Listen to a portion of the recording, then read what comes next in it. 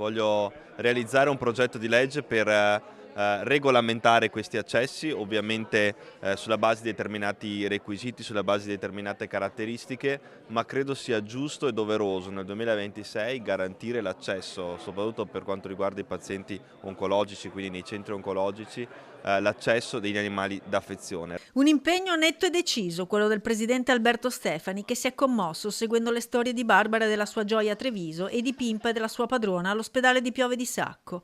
Qui le pazienti hanno potuto riabbracciare i loro cari amici a quattro zampe solo dopo molto tempo dal loro ricovero.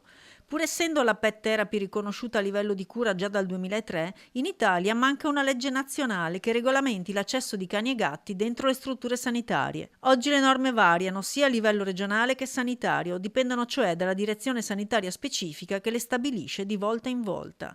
Ma come ribadisce il Presidente, si tratta di aprire le porte a compagni di vita, oggi membri della famiglia a tutti gli effetti. Rappresentano un componente della famiglia e su questo dobbiamo continuare in questa direzione. Voglio realizzare un progetto di legge a mia firma.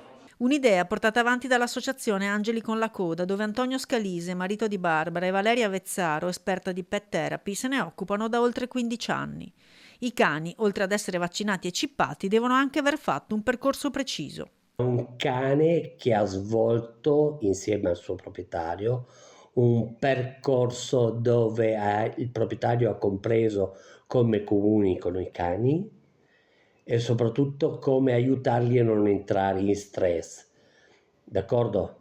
Ma per fare questo bisogna viverci di fianco, non portarli soltanto a fare la pipì la sera. E io e Barbara ne siamo convinti. Siamo 16 anni che ci stiamo lavorando. L'associazione si è detta anche felicemente sorpresa della proposta del presidente Stefani e disponibile, se lo vorrà, a dare una mano alla stesura della legge.